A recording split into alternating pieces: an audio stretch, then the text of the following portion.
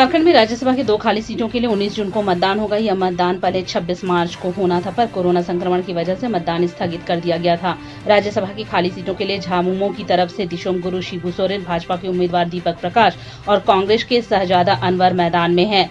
झारखंड विधानसभा में सीएम हेमंत सोरेन की तरफ से एक सीट छोड़े जाने और बेरमो के विधायक राजेंद्र सिंह के निधन के बाद अब 79 विधायक ही हैं जो अपने मताधिकार का प्रयोग करेंगे। ऐसे में झामुमो प्रत्याशी शिबू सोरेन की जीत लगभग तय है। इन्हें झामुमो के 30 विधायक, कांग्रेस के 17, राजद का 1, भाकपा माले का 1 विधायक का समर्थन मिला हुआ है। वहीं दूसरी सीट पर भाजपा के प्रदेश अध्यक्ष दीपक प्रकाश की जीत भी तय मानी जा रही है। 79 सीटों वाली विधानसभा के आंकड़ों की गणित में दीपक प्रकाश को 26 से अधिक वोट मिलने पर वे जीत जाएंगे। भाजपा के पास कुल 26 विधायक हैं। झाविमो के विलय के बाद बाबूलाल मरांडी भी पार्टी में शामिल हो गए हैं। ऐसे में गिनती 27 तक पहुंच गई है।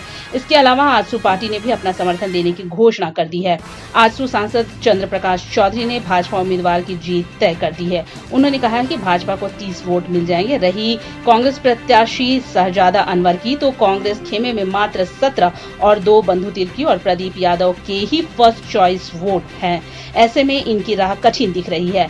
कांग्रेस के झारखंड प्रभारी आरपीएन सिंह की तरफ से शहजादा अनवर के नाम की घोषणा करवाई गई थी, जिसे लेकर भी पार्टी में काफी विरोध हुआ था। महिला वाले घरों को रोशन तो करते ही हैं, बच्चों का भविष्य भी संवारते हैं।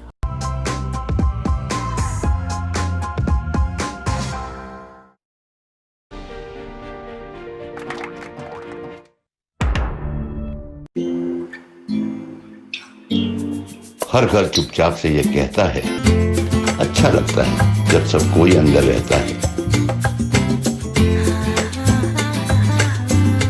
Stay home, stay safe, Asian paints.